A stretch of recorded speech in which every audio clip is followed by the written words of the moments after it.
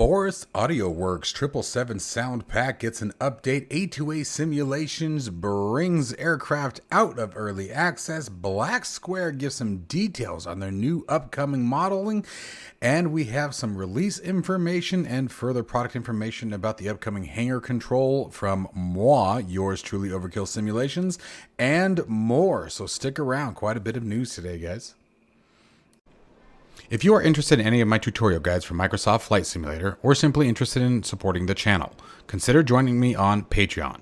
Patreon subscribers level tier 2 and above have access to all of my guides, as well as any future guides that come down the road. Patreon link can be found in the description below.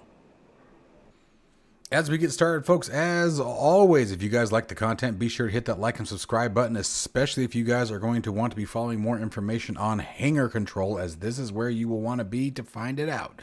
So let's go ahead and get started right out of the gate. Boris Audio Works has updated its PMDG 777 Ultimate sound set to version 1.1 for Microsoft Flight Simulators 2020 and 24. Several sounds have been updated and reworked across all engine variants, including cockpit exterior soundscapes. Engine audio sees significant attention, including complete rework of the GE90 buzz on the 777-200 extended range, or ER, and improvements to the Pratt & Whitney 4000 drop spool behavior. The update also includes louder, sharper, chiller boost fans, less bassy avionic fan sounds, refined hydraulic and fan attenuation curves, corrections to warning sounds, and fix for missing Rolls-Royce Trent engine idle sounds. A new PDF manual has also been added, which can be found on the product page. BlackSquare gives some details on the upcoming professional series of the Baron and the Bonanza. BlackSquare continues to expand their fleet of what it's called the most technically advanced aircraft simulations for Microsoft Flight Simulator. I 100% agree with that statement. Building on the foundation of the developers' hugely popular Steam Gauge Overhaul Analog series for Microsoft Flight Simulator, the just released product pages for the upcoming Baron Professional and Bonanza Professional series make it clear that this isn't just a simple update of the previous release. In this release, we're going to see BlackSquare's has marketing partner JustFlight.com, as we all know, just published on the product pages for both upcoming BlackSquare Baron Professional Bonanza Professional series. In addition to a full rundown of the features and illustrated guides summarizing all major improvements, we are also getting a first look at the PDF operating manuals for the first two aircraft in the BlackSquare Professional series lineup.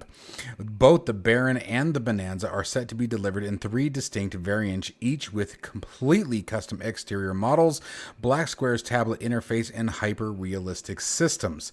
Thanks to what BlackSquare says is a roughly doubling of the aircraft's code complexity, the Piston Baron and piston-powered Bonanza benefit from the physics-based engine simulations first introduced in the Piston Duke, which is fabulous. If you guys have not picked that aircraft up, any one of them, I highly recommend it, but the Piston Duke is actually my favorite. This allows simulation of compression, magneto-impulse couplings, blade angle, oil temperature, and cylinder head temperatures.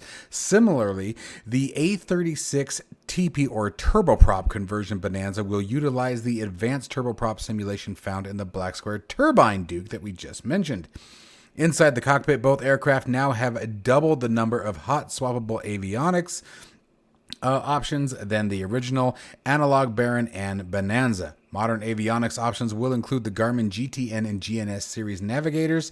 For those who prefer a more vintage approach like myself, BlackSquare has improved its KNS-81 integrated navigation system, as well as the venerable KLN-90 Bravo GPS by Falcon 71.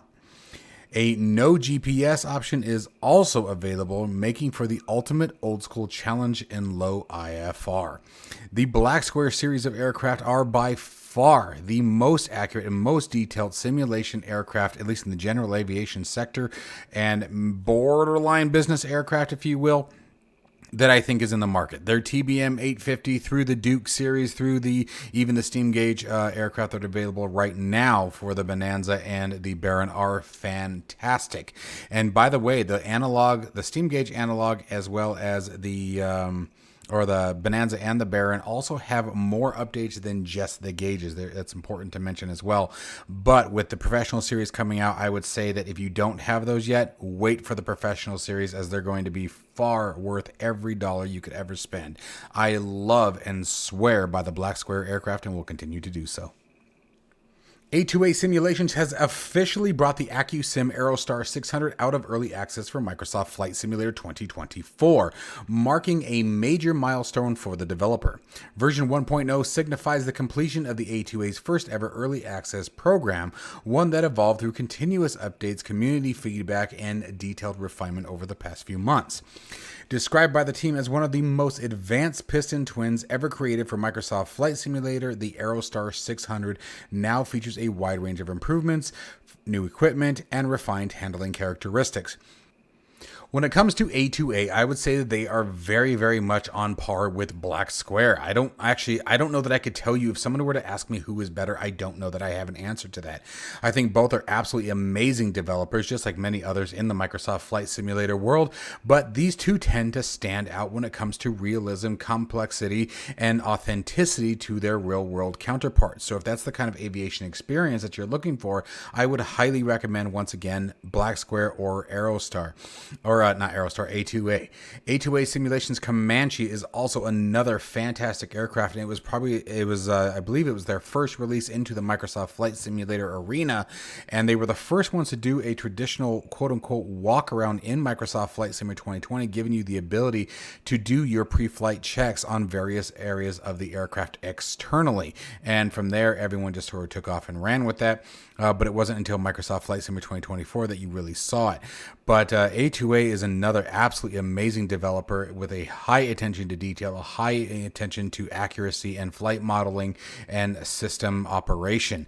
The breakpoints in the system operation, the real aircraft usually match the simulated counterpart here. They have done an absolutely amazing job. The A2A Simulations website does carry all of their aircraft, and you can pick up the Aerostar 600 for $49.99, and I think the Comanche is right around the same price.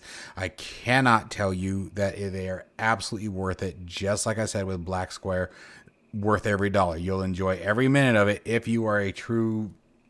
or not someone, if you are a simmer looking for a true real world or as close to real world experience, they are definitely the way to go. All right, some releases out of GotFriends announces the Aeroproct A32 Vixxen, as well as the updates to the aircraft catalog.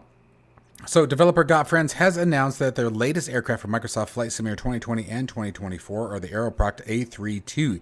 The A32 is a Ukrainian aircraft introduced in 2014 and developed by Aeroproct. In Australia, the aircraft is referred to as the Vixxen. GotFriends announced that upon the release of their A32 will come in 4 different variants: the Cruiser, the Explorer, the Pioneer, and the Voyager. Each of these variants will come with a slightly different feature set, as well as different instrument and radio panels. There will be options for different tires, including Tundra tires, as well as wide range of first and third-party avionics options. While the team has not yet announced a release date for the project, they have teased the date October 22nd on their Discord, presumably in relation to some significant announcement regarding this project. Furthermore, GotFriends has been developing the A32 together with flight school Heavenbound Aviation in Johnstown, Ohio, and alongside the release of the A32, GotFriends is planning on releasing a scenery of their flight school at McKnight Airport. That'd be kind of fun. FlyingIron Simulations has updated the BF109 Gulf 6. FlyingIron Simulations released version 1.0.3 for the Messerschmitt 109 for Microsoft Flight Simulator. This update fixes several issues with the modeling, lights, colors, and animations of the aircraft. The sound has also been updated, and the flight model and aircraft systems also received numerous updates and fixes to make the aircraft behave more realistic and immersive.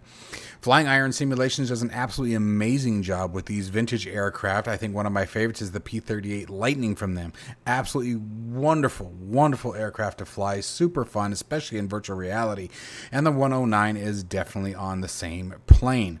The 109 definitely needed some fixes though, and I'm really glad to see that these ones hit. The changelog is pretty extensive, so I do recommend that you guys check it out on their website, and you can pick this aircraft up for $31 right around for Australian, and I think that comes right around to, if I'm not mistaken, right around 35 US. Don't quote me, I always forget what the damn conversion comes down to, but you guys get the gist. Definitely check out FlyingIron Simulations website, as I think you guys will find multiple aircraft of appeal if you are into the vintage Warbird series. And a real quick update out of the house of Navigraph. While SimBrief users have enjoyed access to real-world airline routes in North America, regulatory restrictions and data aggregation complexity made real-world European routes elusive to obtain.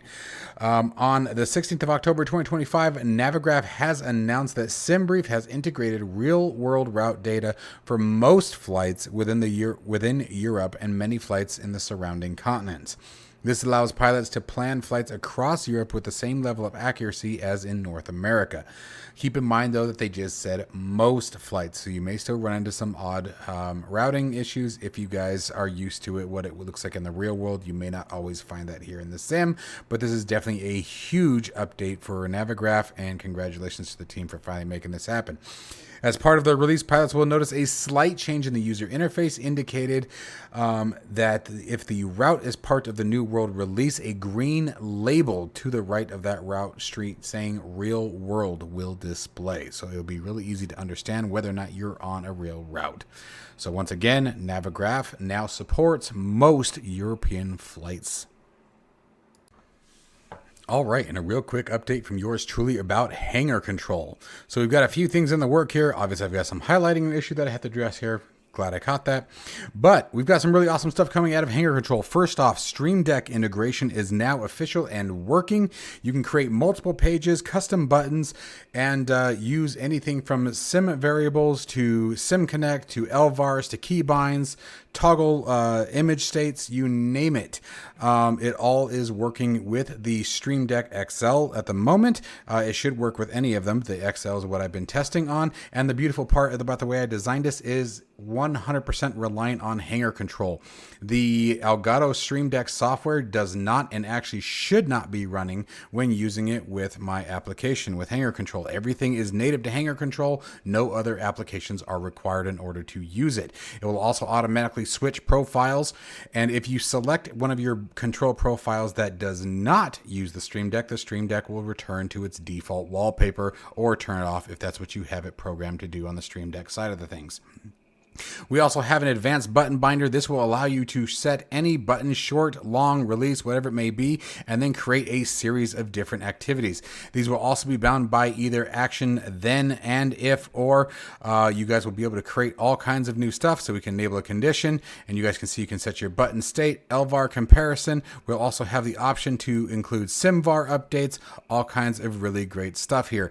This is going to be more for your advanced power users, but as an example of where this would be used is if you wanted your landing gear to only be able to come up when you have exceeded 1,000 feet, you could set a variable where if button switch 1 is your landing gear up, you would set the button switch on, but the action wouldn't take place until the software detected through a sim variable that your aircraft had exceeded 1,000 feet, and then the landing gear action would actually trigger and your gear would come up. And that's just a very, very light level use of what that would actually entail. You could do so much more with this, but I do have it working and functioning. Super excited for that as well. Now let's talk about real quick. One of the big questions that people are asking is pricing. I'm looking at about $34.99 is what I've settled on. So call it $35 and it will give you access to the software. There will be no other versions of the software, guys. Once I'm completed here, we will be looking at integrating this with X-Plane, and it will be the same software, the same price, the same license, no other purchases necessary. And then, of course, you guys have multiple options. We added the start service section. The services in this software are gated, meaning that the service has to be running for commands to actually leave the software. You can do all of your testing with inside the software, but no command will actually leave until you have left the software. Now, one of the other cool things that I do want to show you guys real quick here that was kind of fun, and actually I don't even know if I'm going to be able to show you, we have a double tap is what we have added here. Double tap is, for example, we have a short press. Short press will take us, for example, we can navigate our Stream Stream Deck pages directly from the button bind. So I can set a button. If I short press it, that will take me to page 2 configuration of my Stream Deck. However, I can also add a double tap. So if I take this same button and tap it twice quickly, it will do something completely different. We also now have a SimVar monitor that will detect your variables that are currently operating the sim. Now the sim is currently down, so you guys are going to see just what I have stored in a catalog as an example. You can export to CSV if you wish. You can select a particular variable to watch. You can search. You can have sources. Right now, again, these are filtered pretty quietly because the sim is not running. But there is much, much more that is in this software already that I'm missing. So stay tuned for more information on the release. I will tell you, as far as the release goes, it is imminent. That's what I will tell you guys. I am happy saying that. Release is imminent. So stay tuned for more information on that over the next day or two here. And yes, I said day or two. And crossing fingers that everything goes well. As always, guys, thank you so much for all the love and support. I see a lot of people who are very, very excited on this. The Hangar Control chat is functioning and live on my Discord. So if you guys have ideas, thoughts, questions, please come down to the Discord. Link to my Discord is down in all of my videos. Gosh, why was that so hard to get out? But anyways, stay tuned for more, guys. As always, stay safe and healthy. I'll see you in the next one.